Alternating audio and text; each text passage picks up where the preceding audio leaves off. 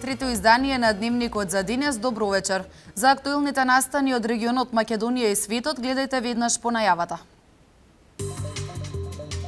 Хуманитарна и медицинска помош за мигрантите кај Гевгелија од Црвениот крст. Семејствата корисници на условен социјален надоместок за средношколци се задоволни од одлуката за продолжување на оваа програма. Реконструкција на објектите од градинката Димче Мирчев.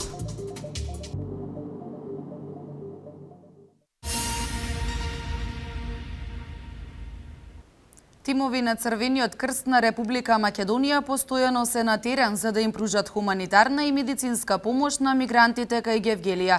За сега нема посериозни болести на кои се жалат тие. И полицијата и армијата, иако задолжени да го чуваат мирот и безбедноста, сепак и тие им помагаат на мигрантите. Со укажување на медицинска помош, храна, вода, средства за хигиена, членовите на Црвениот крст им помагаат на мигрантите кои поминуваат на македонско-грчката граница.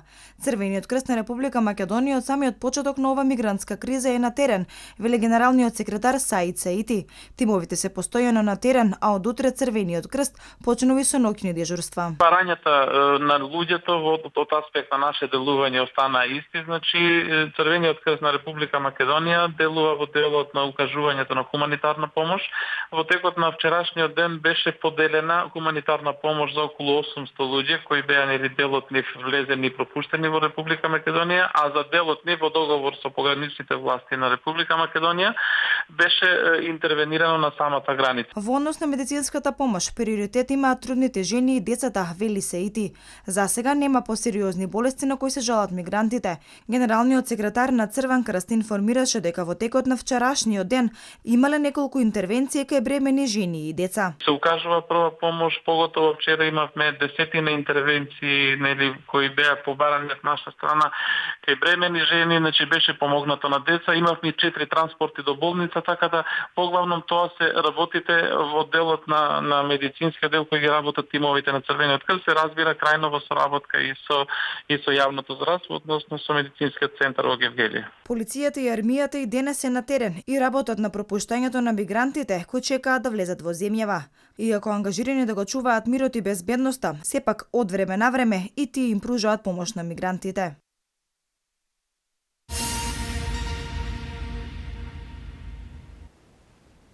Семејствата корисници на условен социјален надоместок за средношколци се задоволни од одлуката на владата за продолжување на оваа програма. На оваа тема екипа на К1 разговараше со семејствата кои ги школуваат своите деца со помош на овие средства. 36-годишниот Миле Илиевски од Кавадарци е носител на семејство корисник на социјална помош, но и условен социјален надоместок за неговите 3 дечиња средношколци. Вели дека редовното примање на оваа парична помош му овозможува полесно да ги школува децата и се радува на владината одлука за продолжување на програмата. Зимам условен паричен надомест за децата и многу сум благодарен на владата, на министерот, што ми го овозможува тој проект за да можам покомодно да ги школувам моите деца.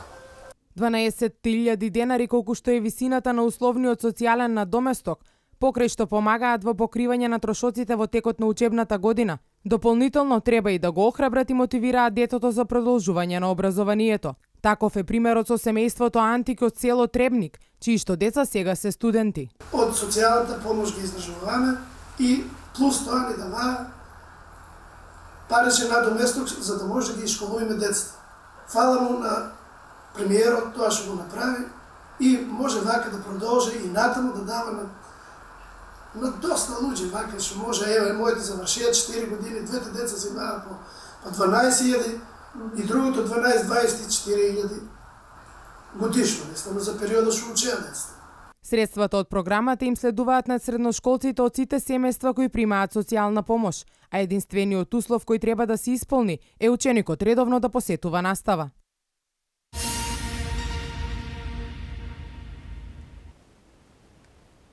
Објектите на детската градинка Димче Мирчев ќе се реконструираат. Со тоа ќе се подобрат условите за престој на децата, чиј број постојано се зголемува, вели директорката Нида Цецева. Нови врати, ново осветлување, белени простори, реконструирана кујна, проширени занимални. Се само дел од новите промени во Маргаритки и Детелинка, објекти на детската градинка Димче Мирчев. Сите овие активности, вели директорката Цецева, имаат за цел да се подобрат условите за престој на децата, чиј број во континуитет постојано се зголемува. Оваа година во објектот Маргаритка планираме да отвориме нова група, затоа што капацитетот на сите објекти е пополнет, а просторни услови за отворање на нова група имаме во тој објект, кој што е лоциран во Дворови, а во горниот дел од објектите немаме планирано отворање на нова група, меѓутоа нова група минатата година отворивме и во овој објект, односно во централната градинка во Сонце. Зголемувањето на бројот на деца кои се згрижени во детската градинка Димче Мирчев, според директорката Цецева, се почесто се должи на работното ангажирање на родителите. Изумира навиката децата да бидат чувани од бабите и дедовците. Младите родители, младите семејства се заинтересирани за користење на нашата услуга затоа што препознаваат дека децата учат во градинка, дека градинката има повеќе воспитна компонента отколку згрижувачка компонента. Градинката својата работа работи врз основа на програмата за рано учење и развој. Тоа е исто така нова програма која што ја донесе Министерството и е современа програма која што пружа детето да достигне одредени стандарди во растот и развојот согласно стандардите на УНИЦЕФ. Цецева информира дека уписите на деца за престој во градинката се уште траат. Во досието родителите неопходно е да ги впишат податоците за раст и развој на детето, потврда од матичен доктор за здравствената состојба, како и копија од извод од матична книга.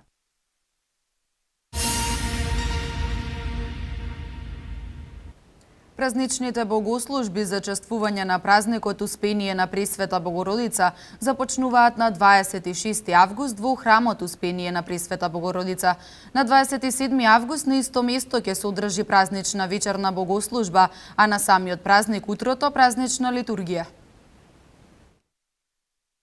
Со упатени молитви кон Мајката Божја во среда на 26 август во црковниот храм изграден во нејзина чест, неговото високо преосвештенство митрополитот Повардарски господин Агат Ангел, заедно со свештениците и верниците, ќе прочитаат и испеат молебен и успенски акатист. Со ова ќе се означи почетокот на празничните богослужби, кои ќе се случуваат во чест на празникот Успение на Пресвета Богородица или Голема Богородица. Кога се читаат акатистите и молебните, нашиот верен народ од нашиот град доаѓа и носи петолебија. Тие за здравје, за успех во семејството, за здравје на семејството, за успех во животот. Така да во средата, значи, после акатистот и молебниот, ќе ги кренеме петолебијата и ќе се помолиме за здравје на сите наши верници, за верниците од нашиот град. Во четврток, ден пред големиот празник, во црквата Успение на Пресвета Богородица ќе се одржи празнична вечерна богослужба со почеток од 18 часот, а во петок на денот посветен на Успението на Пресвета Богородица, во 8 часот наутро, верниците ќе присуствуваат на празнична архиерејска литургија. На сите три богослужби ќе чиноначалствува митрополитот Повардарски господин Агат Ангел. Ги повикуваме сите верници да дојдат да се помолат, да упатиме молитви кон Пресвета Богородица, таа е наша застапница, наш молитвеник пред нозете на Христа Бога, ја моли неговата милост за наше здравје, спасение, успех во животот, напредок во верата. Отец Ристе Јанушев потенцира дека велешани знаат и имаат обичај вистински и христијански да го празнуваат овој голем ден и затоа и оваа година ги повика на заедничка достоинствена православна христијанска молитва.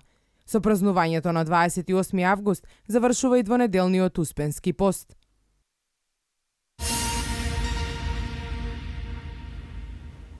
Мурал за Кочо Рацин треба да започне да се црта од септември годинава. Истиот треба да биде завршен до следните Рацинови средби. Авторот на овој мурал најверојатно ќе бидат ученици од ликовната секција од Велишката гимназија. Мурал на Коста Солев Рацин од септември треба да започне да се црта во близина на стариот мост пред градскиот часовник. Се уште нема точна одлука кој ќе биде авторот на овој мурал, но како што информираат од Сдруженијето Интернационален фестивал на античка драма Стоби, тоа ќе бидат најверојатно учениците од Велешката гимназија. Ние направивме напор со оглед на тоа дека учебната година беше веќе завршена кога се одржуваат Рациновите средби.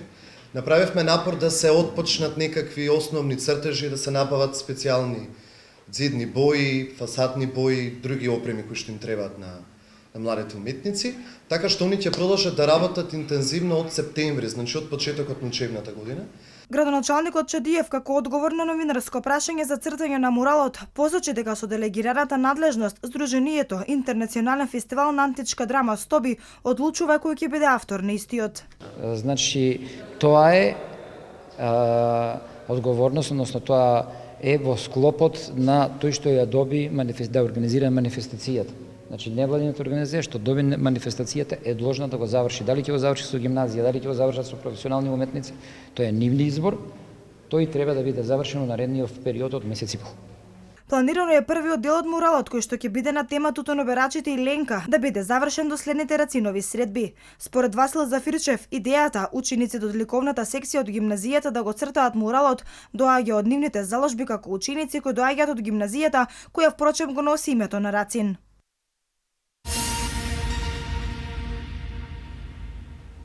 Општина Велес по 11 пат е домаќин на ликовната колонија Папрадишки мајстори. Куќите на уметноста ќе бидат ателјеа на 30 на уметници од земјава, Балканот и пошироко, каде во наредните 9 дена ќе творат и ќе создаваат врвни уметнички дела. Граѓаните може да ја посетуваат ликовната колонија и да ја следат работата на неуморните креативци. Започна 11-та ликовна колонија Папрадишки мајстори. Куќите на уметноста на Касапови и Джинот повторно ќе бидат инспиративните места, каде 30 на уметници во наредните 9 дена ќе творат и ќе создаваат вредни уметнички дела. Општина Велес ќе биде домаќин на етаблирани уметници од Источна Европа кои ќе ја збогатат нашата културна ризница. Колонијата е отворена за сите граѓани кои сакаат да го следат творењето на неуморните креативци. Тука е за да народот се запознае со ликовната култура, сепак она има и едукативен карактер, затоа ја направивме да биде отворен тип. Ликовна колонија, значи не е ограничена, не е, да речеме, само сликарска, ги опфаќа сите области, значи имаме сликарство, графика, скулптура. Уметничката манифестација по 4-ти пат е делегирана од страна на локалната самоуправа. Ова е уште една потврда за културната и уметничка димензија на општината. Општина Велес континуирано поддржува овој проект.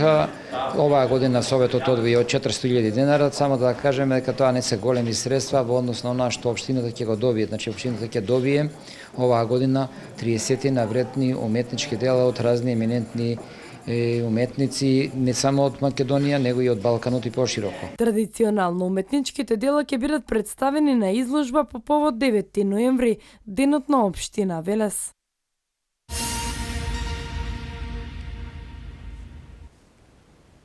Поради лошите временски услови одложен е пливачкиот маратон за рекреативците на Велешкото езеро.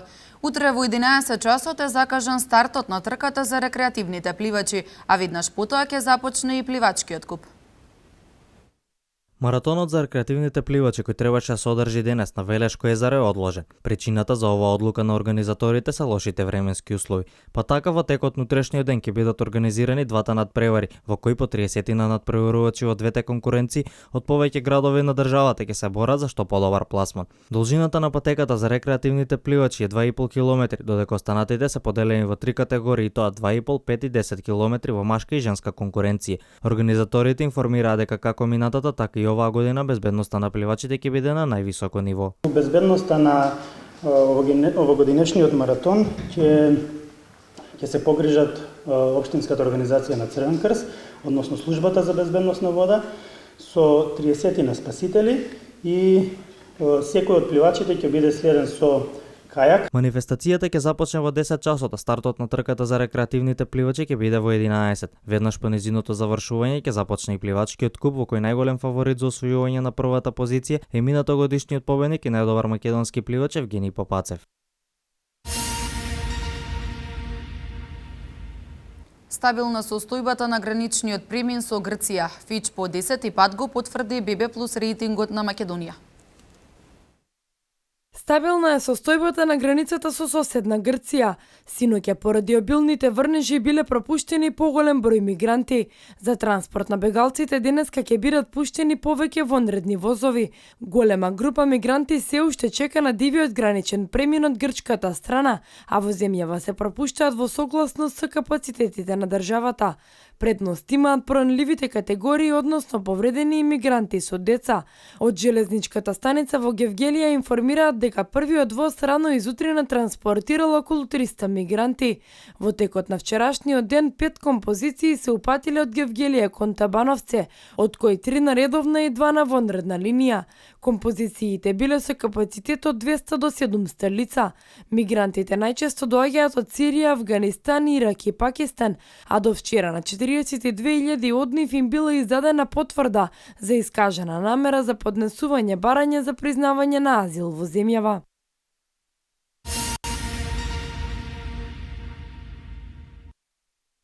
Десетта година поред кредитната агенција Фич го потврди ББ плюс кредитниот рейтинг на Република Македонија. Оценката е основана врз база на растот на бруто домашниот производ и општествениот развој на земјава, за кој се вели дека се над ББ просекот. Фич ја оценува бизнис климата во Македонија како исклучително поволна и наведува дека земјава е помеѓу најдобрите 30 економии во светот за водење бизнис според ранг листата на Doing Business. Фич во својот извештај го нотира и намалувањето на невработеноста за 10%, односно 37% во 2005 година на сегашните 27%. Банкарскиот сектор е опишан како добро капитализиран и високо ликвиден, вклучително и двете банки кои се во грчка собственост. Како ризик Фич ја посочуваат домашната политичка ситуација, за која очекуваат да се надмина со спроведување на договорот подпишан под покровителство на комесарот Хан. Според прогнозите на Фич, Македонија и во иднина ќе продолжи да води стабилна фискална и монетарна политика.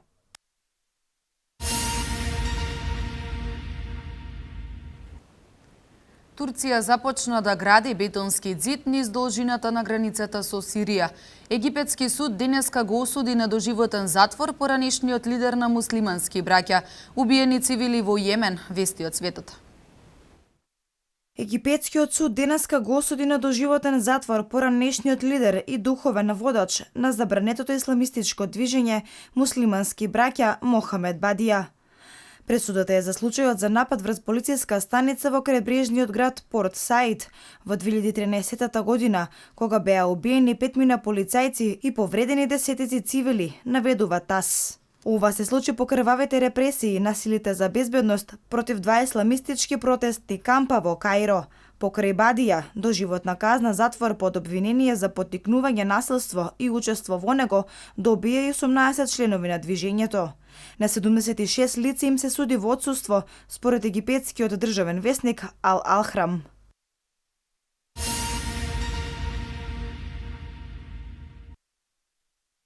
Турција започна да гради бетонски ѕид низ должината на границата со Сирија. Како што известуваат турските медиуми, заштитниот ѕид треба да достигне должина од 45 километри. Според известувањата на приватната новинарска агенција Доган, 12 километри од препреката е веќе изградена по должината на границата кај провинцијата Хатај. Оваа провинција е главната точка за шверцување и влез на границата од Сирија. Коментар од официјалните лица за изградба на ѕидот се уште нема. Причината за засилување на безбедноста на турската граница е спречување на странски борци да влезат во Сирија, како блокирање на влезот на милитанти во Турција.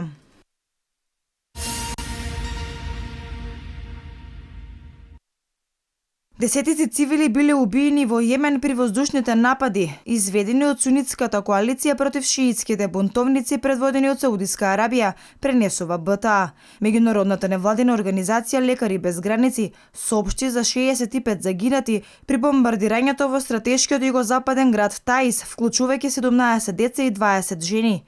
Многумина од повредените не успеале да отидат во болница.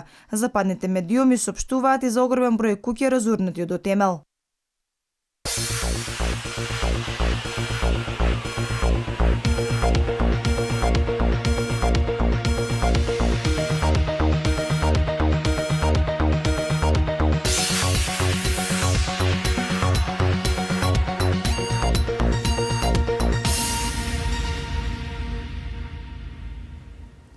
Ракометарите на Металург го освоија турнирот во Турција. Петка јакари на Европско првенство во Полска.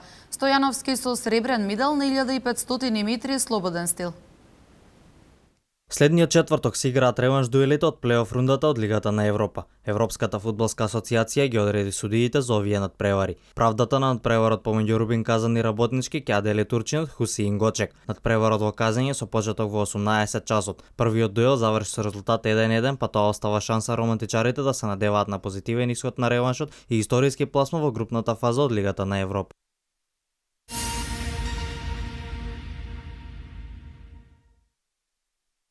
Ракометарите на Металург се победници на турнирот Нилуфер Куп кој се одржа во Турција. Тие во финалниот надпревар на турнирот го совладаа домаќинот екипата на Нилуфер со резултат 30-26. Нилуфер се актуелни вице-шампиони во Турција. Најефикасен играч на надпреварот беше играчот на Металург Божови кој постигна 7 погодоци. Ракометарите на Металург се враќаат во Македонија каде што ќе настапат на силниот турнир што го организира екипата на Вардар.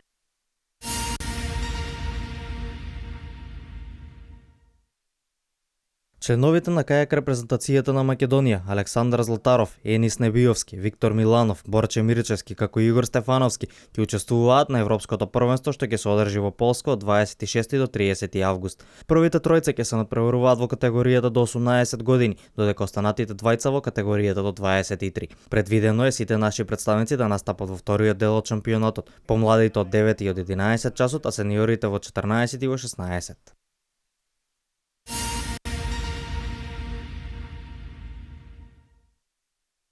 Пливачот Андреј Стојановски на светското првенство за глуви лица што се одржува во Тексас во своето четврто финале успеа да освои медал. Тој во дисциплината 1500 метри слободен стил се закити со сребрениот медал што е воедно историски успех за македонското пливање. Стојановски патеката ја исплива за време од 16 минути 57 секунди и 32 стотинки. Претходно тој настапи и во финалињата на 200 и 400 метри слободен стил и 400 метри мешано.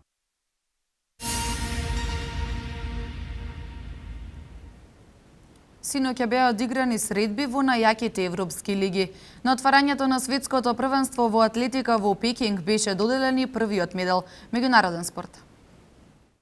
Синоќа со надпреварот помеѓу Малага и Севиља започна новата сезона во шпанското фудбалско првенство. Премиерниот дуел од сезоната заврши без голови, но и покрај тоа гостите можат да бидат задоволни поради фактот дека последните 20 минути ќе одиграа без исклучение од Стефан Назонзи. Во дербито на колото, актуелниот prvак на Шпанија Барселона ќе гостува на Сан Мамеш кај екипата на Атлетик Билбао. Во германскиот шампионат второто коло го отвори екипите на Херта и Верде, кој заврши без победник со резултат 1:1. Ова за Вердер е прв освоен бод во новата сезона, додека Херта има 4. Актуелниот prvак во француското првенство ПСЖ ја забележи и третата победа во новата сезона од исто толку надпревари. Тие го совладаа тимот на Монпелје со резултат 1:0, а стрелец на голот беше Матуиди во 61-та минута. Вечерва со надпреварите помеѓу Верона и Рома, односно Лацио и Болоња, ќе биде означени стартот на новата сезона во италијанското првенство. Титулата од минатата сезона ја брани Јувентус, кој во првото коло ќе го пречека тимот на Удинезе.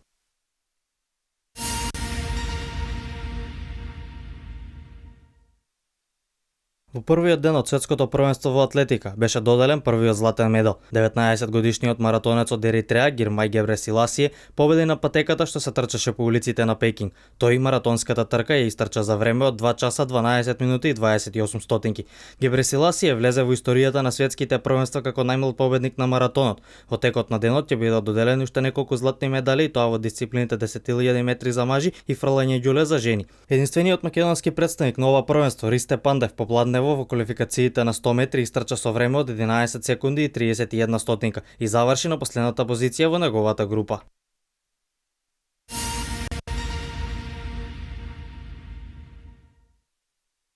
Актуелниот шампион во Формула 1 Луис Хамилтон ја освои својата шеста пол позиција оваа сезона. На денешните квалификации во ЗИ на патеката во Белгија, тој зад себе ги остави својот клупски колега Росберг и финецот од редовите на Вилијамс Ботас. Хамилтон е лидер и во тековниот шампионат, а утре ќе има шанса да ја зголеми предноста во генералниот пласман кој изнесува 21 бод во однос на клупскиот колега. Трката започнува утре во 14 часот.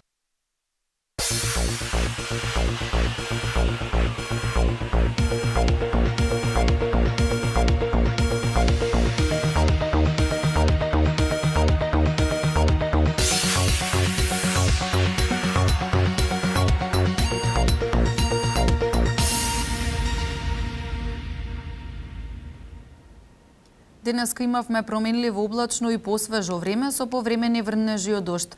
Од утре следува период на стабилно време со благ пораст на дневните температури. Еве ги деталите.